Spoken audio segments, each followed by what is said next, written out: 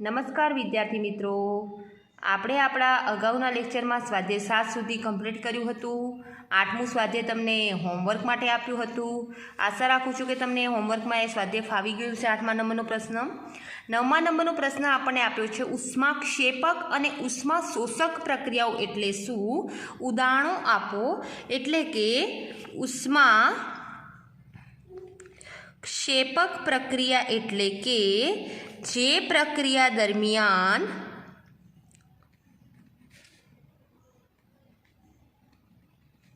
ઉષ્માનું ઉત્સર્જન થતું હોય તેવી પ્રક્રિયાને ઉષ્મા ક્ષેપક પ્રક્રિયા કહે છે. આપણે બેટા 4 પ્રકારની રાસાયણિક પ્રક્રિયાઓ સમજ્યા. સંયોગીકરણની પ્રક્રિયા છે, વિઘટન પ્રક્રિયા છે, વિસ્થાપન પ્રક્રિયા છે અને દ્વિવિસ્થાપન પ્રક્રિયા છે. એમાં જે સંયોગીકરણની પ્રક્રિયા હતી એટલે કે બે પરમાણુ ભેગા થાય, જેમ કે કાર્બન અને ઓક્સિજન ભેગા થઈ અને કાર્બન ડાયોક્સાઇડ જે આપે છે અને વધારાની એ શું કરે છે બેટા? ઉષ્મા મુક્ત કરે છે. અથવા તો કોઈ પણ હાઇડ્રોકાર્બનનું દહન, જેમ કે રાંધણ ગેસમાં આપણે મિથેન વાપરીએ છીએ, મિથેનને ઓક્સિજનની હાજરીમાં દહન કરીએ તો આપણને કાર્બન ડાયોક્સાઇડ પ્લસ પાણીના અણુઓ, જે બે અણુ, કારણ કે 4 હાઇડ્રોજન છે, 2 દૂ 4, 2 પાણીના અણુઓ મળશે બેટા, અને વધારાની શું મળતી હતી? ઉષ્મા મળતી હતી. તો મતલબ કે જે ઉષ્માક્ષેપક પ્રક્રિયા છે એનું ઉદાહરણ શું છે? કઈ પ્રક્રિયાઓ ઉષ્માક્ષેપક પ્રકારની હોય છે? સંયોગીકરણની જે પ્રક્રિયાઓ છે, પ્રક્રિયા એ કેવા પ્રકારની હોય છે? ઉષ્માક્ષેપક પ્રકારની હોય છે. બીજો પ્રશ્ન છે આપણો, ઉષ્મા શોષક પ્રક્રિયા એટલે શું? તો ઉષ્માક્ષેપકની જો વ્યાખ્યા આવડે તો ઉષ્મા શોષકની વ્યાખ્યા તમને આરામથી આવડે કે જે પ્રક્રિયા દરમિયાન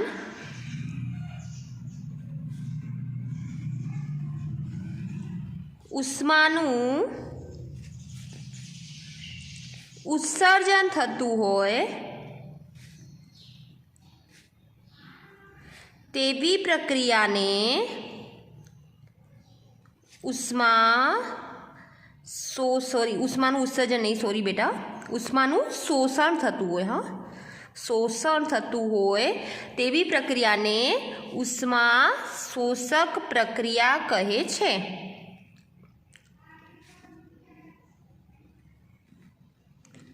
ઉષ્મા શોષક પ્રક્રિયામાં શું હશે બેટા? કોઈ પણ વસ્તુનું વિઘટન કરવું, મતલબ કે વિઘટન પ્રકારની જે પ્રક્રિયા છે, કારણ કે બંધ તોડવા માટે આપણે પ્રણાલીને શું કરવું પડે? ઉષ્મા આપવી પડે. તો વિઘટન પ્રક્રિયા કેવા પ્રકારની છે? ઉષ્મા શોષક પ્રકારની છે. જેમ કે કેલ્શિયમ કાર્બોનેટનું તમારે વિઘટન કરવું હોય, જેને આપણે ચૂનાનો પથ્થર પણ કહીએ છીએ, જેનું રાસાયણિક નામ છે કેલ્શિયમ કાર્બોનેટ, અને જેને ઇંગ્લિશમાં લખાય છે લાઇમસ્ટોન. એનું વિઘટન કરવાથી કેલ્શિયમ ઓક્સાઇડ અને કાર્બન ડાયોક્સાઇડ મળે છે. આને શું કહેવાય છે? Calcium oxide. એને આપણે કહીએ છીએ ક્વિકલાઇમ પણ કહીએ છીએ ઇંગ્લિશમાં. એ આપણને મળે છે અને વધારાનું મળે છે કાર્બન ડાયોક્સાઇડ. તો અહીંયા આ જે કેલ્શિયમ કાર્બોનેટ વચ્ચેનો બંધ તોડવા માટે આપણે લગભગ 1273 કેલ્વિન જેટલી ઉષ્મા એટલે કે ગરમી આપવી પડે છે. મતલબ ઉષ્માનું એ શોષણ કરીને બંધ તોડશે. ઓકે. ત્યારબાદનો ક્વેશ્ચન છે આપણો, શ્વસનને ઉષ્માક્ષેપક પ્રક્રિયા સાથી ગણવામાં આવે છે તે સમજાવો. મતલબ કે શ્વસનની ક્રિયામાં તમને ખબર છે કે આપણો જે ગ્લુકોઝ છે એ ગ્લુકોઝ ઓક્સિજન સાથે જોડાઈને કાર્બન ડાયોક્સાઇડ અને 6 મોલ પાણીના આપે છે. કારણ કે 12 હાઇડ્રોજન છે, 6 મોલ પાણીના, 6 કાર્બન છે તો 6 કાર્બન ડાયોક્સાઇડ, અને વધારાની શું કરે છે? ઉષ્મા મુક્ત કરે છે. અને એ જ ઉષ્મા જે છે એ આપણા શરીરમાં જુદી જુદી જે દેહ ધાર્મિક ક્રિયાઓ થઈ રહી છે એ દેહ ધાર્મિક ક્રિયાઓમાં એક અગત્યનો ભાગ ભજવે છે. તો આપણે લખાણ લખવું આના સંબંધિત, તો તમે કઈ રીતે લખશો તમારી નોટબુકમાં? નોટબુકમાં લખજો કે કારણ કે શ્વસન ક્રિયા દરમિયાન ગ્લુકોઝ ઓક્સિજન સાથે જોડાઈને કાર્બન ડાયોક્સાઇડ, પાણી અને ઉષ્મા મુક્ત કરે છે અને એ જ ઉષ્મા મુક્ત થઈ એટલે ઉષ્માનું ઉત્સર્જન થયું હોવાથી એ ઉષ્મા શેપક પ્રકારની પ્રક્રિયા છે અને આ પ્રકારની પ્રક્રિયા દરમિયાન જે ઉષ્મા આપણને મળે છે એ ઉષ્મા શરીરમાં થતી જુદી જુદી દેહધાર્મિક ક્રિયાઓમાં વપરાય છે. ઓકે, ત્યારબાદનો ક્વેશ્ચન નંબર આપણે આ હતો આપણો 9 ક્વેશ્ચન નંબર. આ છે આપણો ક્વેશ્ચન નંબર 10. હવે ક્વેશ્ચન નંબર લઈએ છીએ 11. 11માં પ્રશ્ન પ્રમાણે વિઘટન પ્રક્રિયાઓને સંયોગીકરણની પ્રક્રિયાથી વિરુદ્ધ શા માટે કહેવાય છે? આ પ્રક્રિયાઓ માટે સમીકરણ લખો. તો બેટા આ તમારી પાસે જ છે, દેખો આ લખાણ જ છે કે વિઘટન પ્રક્રિયા કેવા પ્રકારની છે બેટા? ઉષ્માનું શોષણ કરે છે, જ્યારે સંયોગીકરણ પ્રક્રિયા શું કરે છે? ઉષ્માનું ઉત્સર્જન કરે છે. પછી વિઘટન પ્રક્રિયા જે છે એમાં ઉર્જા જે છે એ ઉષ્મા સ્વરૂપે, વિદ્યુત સ્વરૂપે કે પ્રકાશ સ્વરૂપે લઈએ છીએ. જેમ કે સિલ્વર ક્લોરાઇડનું વિઘટન કરવું હતું તો પ્રકાશ ઉર્જા વાપરતા હતા, પાણીનું વિદ્યુત વિભાજન કરવું હતું તો વિદ્યુત ઉર્જા વાપરતા હતા બેટા. તો એ જે સમીકરણો મેં તમને આગળના લેક્ચરમાં આપ્યા છે એમાંથી કોઈ પણ સમીકરણ લખી શકો. ઇવન આ જે 2 સમીકરણો છે એ પણ તમે લખી શકો. આ સમીકરણ તમારું સંયોગીકરણની પ્રક્રિયાનું છે, આ સમીકરણ તમારી વિઘટન પ્રક્રિયાનું છે. ઓકે, ત્યારબાદનો પોઈન્ટ હવે આપણે લઈએ ક્વેશ્ચન નંબર 12. ક્વેશ્ચન નંબર 12 મુજબ આપણને એવું પૂછવું છે કે એવી વિઘટન પ્રક્રિયાઓના એક સમીકરણો દર્શાવો જેમાં ઉર્જા ઉષ્મા સ્વરૂપે, પ્રકાશ સ્વરૂપે અને વિદ્યુત સ્વરૂપે પૂરી પાડવામાં આવે છે. હાલ જ તમને કહ્યું એ જ પ્રશ્ન દેખો તમારી સમક્ષ આવીને ઊભો રહ્યો. ધારો કે ઉષ્મા સ્વરૂપે ઉર્જા મળતી હોય તો એમાં આપણે હાલ કેલ્શિયમ કાર્બોનેટનું વિઘટન લીધું, એની જગ્યાએ હવે હું લેડ નાઇટ્રેટનું વિઘટન લઉં છું. જ્યારે યાદ હોય તો બેટા આ બધા સમીકરણો તમને કરાવેલા જ છે. લેડ નાઇટ્રેટનું વિઘટન કરતાં આને આપણે લેડ નાઇટ્રેટ કહીશું. આ lead oxide plus nitrogen dioxide plus આપણને O2 મળે છે. હવે અહીંયા એકી સંખ્યામાં, કારણ કે ઓક્સિજનના ગમે તેટલા મોલ લેશો તમને અહીંયા બેટા બેકી સંખ્યામાં, કારણ કે 6 2 મોલ લો તો 6 દુ 12, 3 મોલ લો તો 6 તરી 18. તો બેકી સંખ્યામાં રહેલા ઓક્સિજનને બેકી સંખ્યામાં ફેરવી લો, 2 વડે ગુણી લો. તો લેડને પણ કેટલા વડે ગુણી લો? 2 વડે. નાઇટ્રોજન કેટલા થઈ ગયા બેટા? દેખો 2 તો અહીંયા છે ને 2 દુ 4 નાઇટ્રોજન, તો 4 NO2 લઈ લો બેટા. હવે ઓક્સિજનનું બેલેન્સ કરીએ તો 3 દુ 6 અને 6 દુ 12. તો અહીંયા ગણી લો 4 દુ 8, 9 10 11 12. લેડ 2 થઈ ગયા, બેલેન્સ થઈ ગયું. ચલો આને કહેવાય છે લેડ નાઇટ્રેટ. હવે લેડ નાઇટ્રેટનો અણુ તૂટ્યો તો એને શું આપવી પડે બેટા? ઉષ્મા, એટલે કે ઉષ્મા શોષક પ્રકારની પ્રક્રિયા થઈ, ઉષ્માનું એને શોષણ કર્યું. તો ઉર્જા તમને કયા સ્વરૂપે મળી બેટા? ઉષ્મા સ્વરૂપે મળી. આને આપણે લેડ ઓક્સાઇડ કહી લઈએ. આ જે પ્રક્રિયા સમજાવી એ કોના માટે છે? ઉષ્મા સાથે સંકળાયેલ. દેખો બેટા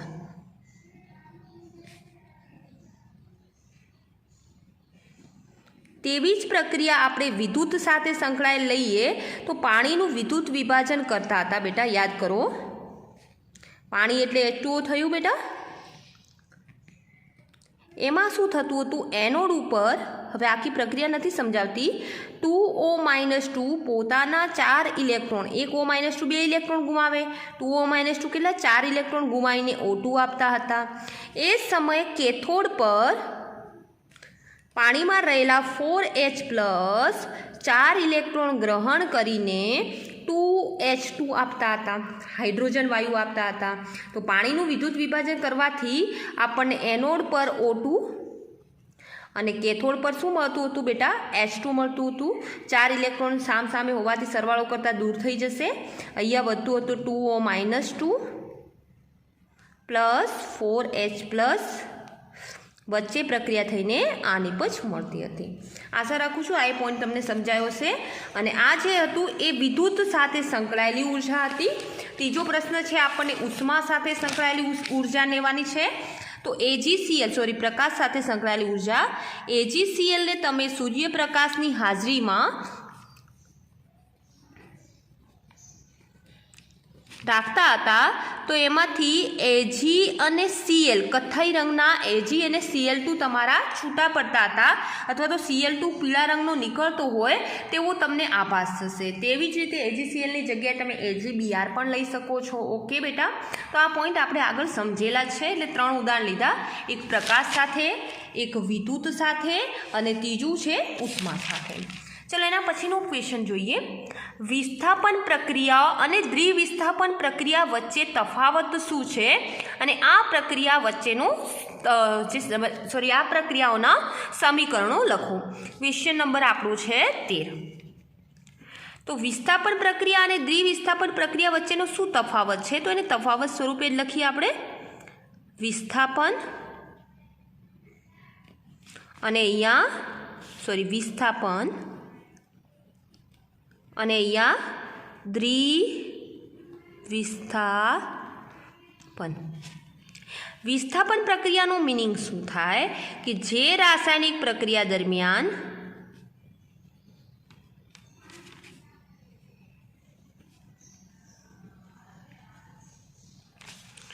વધુ સક્રિય ધાતુ તેનાથી ઓછી સક્રિય ધાતુ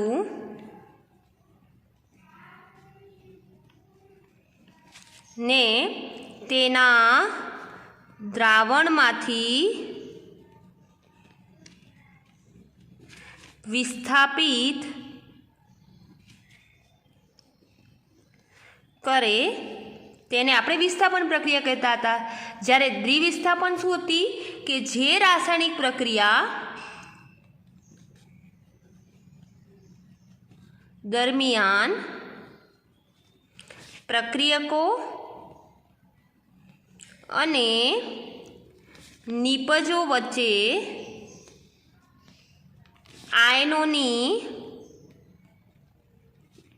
હેરફેર થતી હોય તેવી પ્રક્રિયાને આપણે દ્વિવિસ્થાપન પ્રક્રિયા કહેતા હતા. વિસ્થાપન પ્રક્રિયાનું ઉદાહરણ જેમ કે ફોર એક્ઝામ્પલ તરીકે આયનનો સળિયો જે છે એ કોપર નાઇટ્રેટના દ્રાવણમાં મૂકવામાં આવે તો આપણને એમાંથી આયનનું ઓક્સિડેશન થઈને FeNO3 ટ્વાઇસ બની જતું હતું અને કોપર શું પામતું હતો બેટા? રિડક્શન. કારણ કે ઓક્સિડેશન આંખમાં ઘટાડો કરશે ને. અહીંયા એનો +2 છે જ્યારે અહીંયા 0 છે. અહીંયા આયનનો 0 છે, અહીંયા +2 છે. મેં તમને એ પણ શીખવાડેલું છે ઓક્સિડેશન આંખના આધારે રેડોક્સ પ્રક્રિયા કે જે રાસાયણિક પ્રક્રિયા દરમિયાન જે પ્રક્રિયા દરમિયાન કોઈ તત્વના ઓક્સિડેશન આંખમાં વધારો થતો હોય તો મતલબ એનું ઓક્સિડેશન થયું અને જો કોઈ તત્વના ઓક્સિડેશન આંખમાં ઘટાડો થતો હોય તો એનું શું થાય છે બેટા? રિડક્શન. તો અહીંયા આયનનું ઓક્સિડેશન થાય છે અને કોપરનું શું થાય છે? રિડક્શન. જ્યારે દ્વિવિસ્થાપન પ્રક્રિયામાં કોઈ રેડોક્સ પ્રક્રિયા નહીં જોવા મળે. જેમ કે FeSO4 ની પ્રક્રિયા મેં NaOH સાથે કરી છે ફોર એક્ઝામ્પલ તરીકે. તો નિપજ મને અહીંયા શું મળવાની છે? FeOH twice. કારણ કે Feનો +2 વીજભાર છે, OHનો -1 હોય બેટા અને 2Na મારે લેવા પડે OH ટ્વાઇસ કરવા માટે. તો શું બનશે બીજું? Na2SO4. દેખો બેટા, આ પ્રકારની નિપજ મળશે જેમાં બધાનો ઓક્સિડેશન આંક સરખો જ રહેશે. અહીંયા Feનો +2 હતો તો અહીંયા Naનો +1 છે, અહીંયા Feનો +2નો +2 જ રહેશે, Naનો +1 રહેશે કારણ કે SO4 સાથે જોડાયેલું છે. ક્લિયર છે બેટા? તો આ પ્રકારની પ્રક્રિયાને આપણે વિસ્થાપન અને દ્વિવિસ્થાપન પ્રક્રિયા કહી છે. વિસ્થાપન પ્રક્રિયામાં એવું વધારાનું લખવું હોય તો લખી શકાય કે તે રેડોક્સ પ્રક્રિયા છે, મતલબ ઓક્સિડેશન અને રિડક્શન આપે છે. જ્યારે તમારી દ્વિવિસ્થાપન પ્રક્રિયા રેડોક્સ પ્રક્રિયા નથી.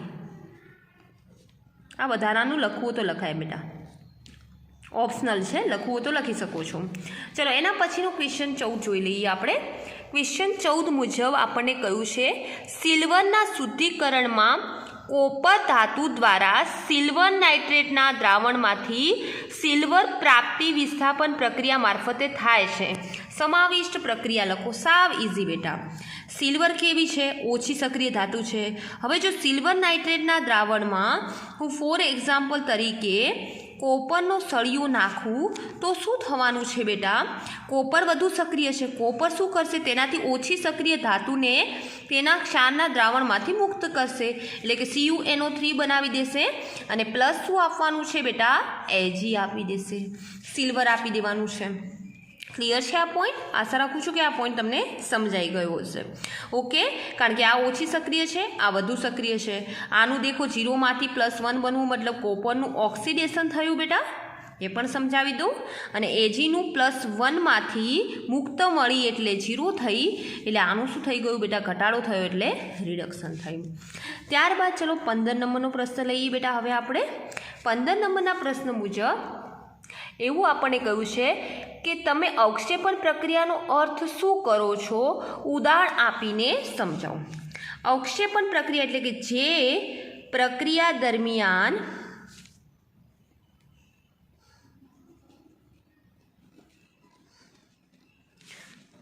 એક પ્રક્રિયક બીજા પ્રક્રિયક સાથે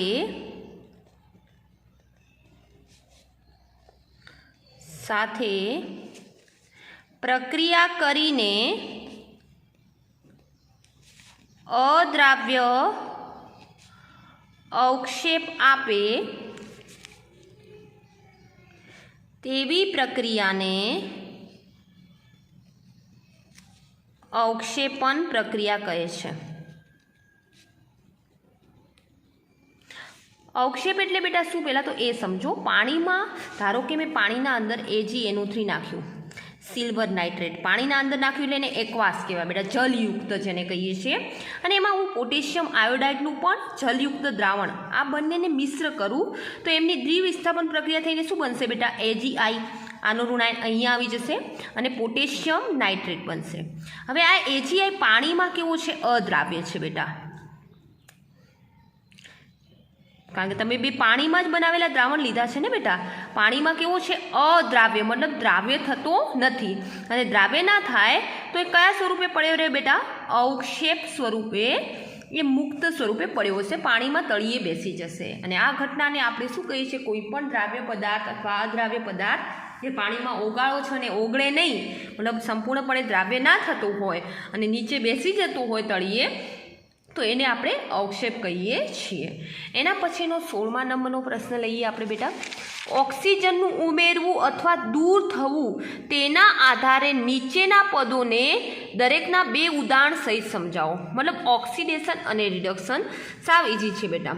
ઓક્સિજનને ઉમેરવા અને દૂર થવા, મતલબ ઓક્સિજનને એકોર્ડિંગલી તમારે વ્યાખ્યા લખવાની છે. તો પહેલી વ્યાખ્યા આપણે એક્ઝામ્પલ 16માં, ઓક્સિડેશન એટલે શું? ઓક્સિજન પર આધારિત ઓક્સિડેશન લખવું હોય તો શું લખાય? જે રાસાયણિક પ્રક્રિયામાં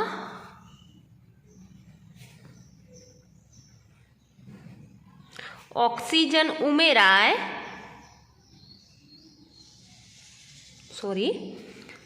ઓક્સિજન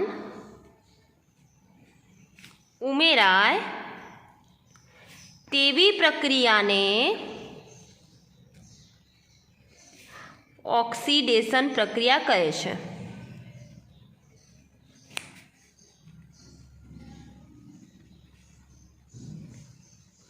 ઉદાહરણ તરીકે કોપર છે બેટા, એને હવામાં ખુલ્લું રાખવામાં આવે તો એના અંદર લીલાશ પડતા અથવા કાળા જેવા ડાઘા પડે છે કોપર ઓક્સાઇડના. એ કઈ પ્રક્રિયાના લીધે હોય છે બેટા? ઓક્સિડેશન પ્રક્રિયાના લીધે. O2 આપણે હવામાં O2 સ્વરૂપે ઓક્સિજન રહેલો હોય એટલે સમીકરણને આ રીતે સંતુલિત કર્યું. તેવી જ રીતે આયન, લોખંડને હવામાં ઓક્સિજનની હાજરીમાં ખુલ્લું રાખવામાં આવે તો Fe2O3નું સ્તર લાગે છે. અહીંયા ઓક્સિજન એકી સંખ્યામાં હોવાથી એને 2 વડે ગુણો, બેકીમાં રૂપાંતર પામશે. ટોટલ 6 ઓક્સિજન થયા, 3 દુ 6 અને આયન થઈ ગયા 4. તો આવી પ્રક્રિયાને આપણે ઓક્સિડેશન પ્રક્રિયા કહીએ છીએ. પછી બીમાં રિડક્શન પ્રક્રિયા, પણ ઓક્સિજનના આધારે જ લખવાનું છે બેટા. તો જે રાસાયણિક પ્રક્રિયામાં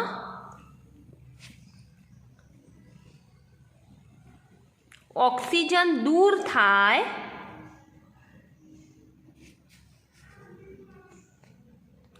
તેવી પ્રક્રિયાને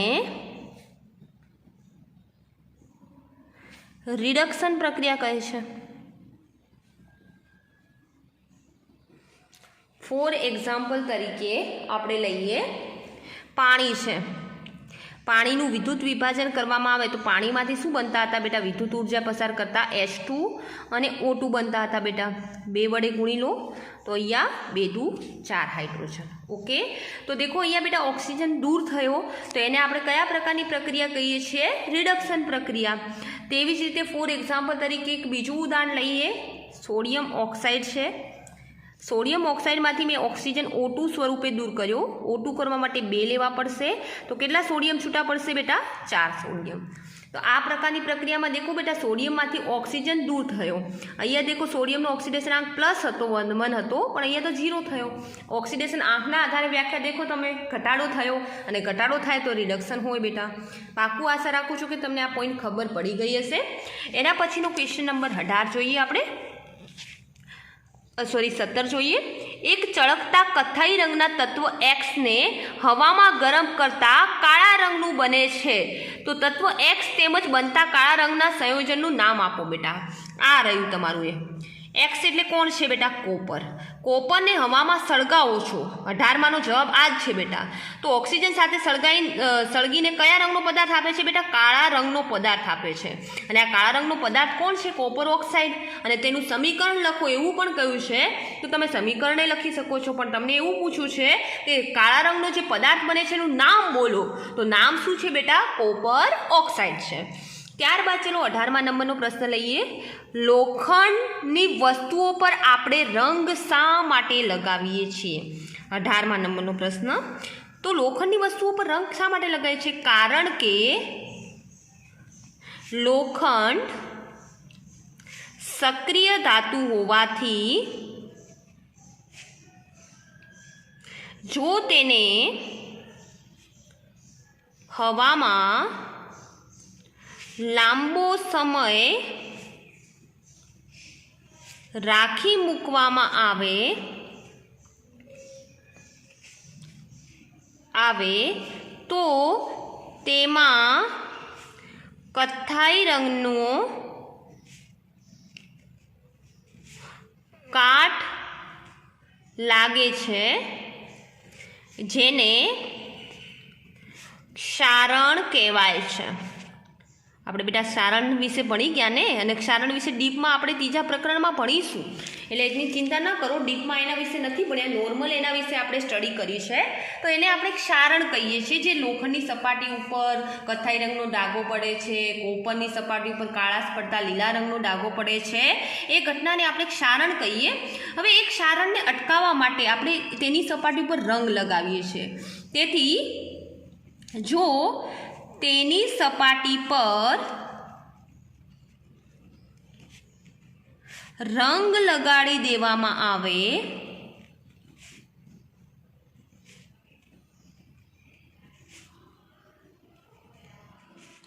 તો લોખંડનો હવા સાથેનો સંપર્ક અટકી જતો હોવાથી ક્ષારણથી રક્ષણ મળે છે. મતલબ એના ઉપર કાટ લાગતો નથી બેટા. ઉપર તમે શું કર્યું છે? રંગ લગાડી દીધું એટલે લોખંડ જે છે એની સપાટી હવે હવાના સંપર્કમાં નહીં આવે, અને હવાના સંપર્કમાં નહીં આવે તો ક્ષારણ નહીં થાય. ક્ષારણ એટલે કે એના ઉપર કાટ લાગશે નહીં. ત્યારબાદ ક્વેશ્ચન નંબર 19 લઈએ. તેલ તેમજ ચરબીયુક્ત ખાદ્ય પદાર્થોની સાથે નાઇટ્રોજન વાયુને ભરવામાં આવે છે. શા માટે? આ પણ આપણે ભણી ગયા બેટા. તેલ તેમજ ચરબીયુક્ત ખોરાકને જો લાંબો સમય મૂકી દેવામાં આવે તો તેની સપાટી પર તેનું ઓક્સિડેશન થઈ જતા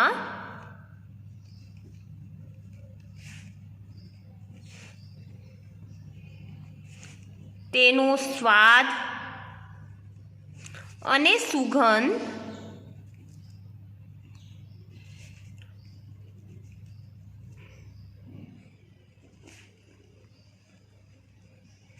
બદલાઈ જાય છે,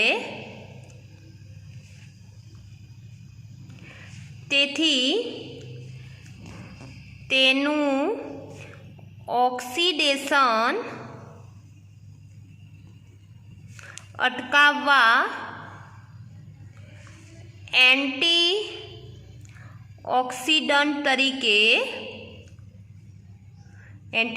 એટલે કે ઓક્સિડેશનનો વિરોધ કરે તેવો પદાર્થ તરીકે નાઇટ્રોજન વાયુ ભરવામાં આવે છે।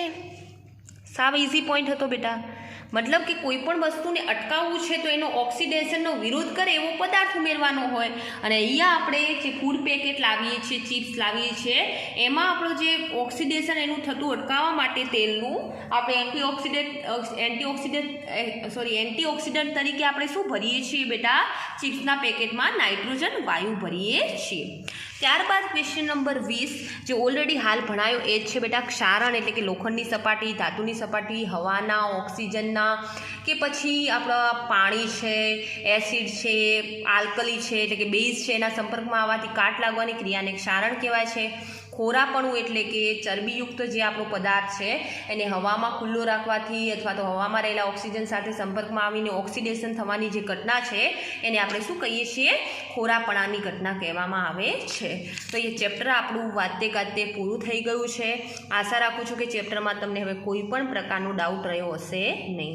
તો હવે આવતીકાલે આપણે ચેપ્ટર 5 જે છે, કારણ કે 5મું ચેપ્ટર આપણા માટે ખૂબ અગત્યનું છે, જે ચેપ્ટરનું નામ છે તત્વોનું આવર્તી વર્ગીકરણ। આપણું એ ચેપ્ટર હવે આપણે લઈશું। બીજું, ત્રીજું, ચોથું પેન્ડિંગ એટલા માટે રાખીએ છીએ કારણ કે 5મા ચેપ્ટરમાં જો તમને એ સમજમાં આવી જાય કે કોણ ધાતુ તત્વો છે, કોણ અધાતુ તત્વો છે, કોણ અર્ધધાતુ તત્વો છે, ધાતુનો સ્વભાવ કેવો હોય, અધાતુનો સ્વભાવ કેવો હોય, એ પોઈન્ટ જો તમને સમજાઈ જશે તો તમને મોટા ભાગના બાકીના જે ચેપ્ટરો છે 2 થી લઈને 4 આરામથી તમને આવડી જશે।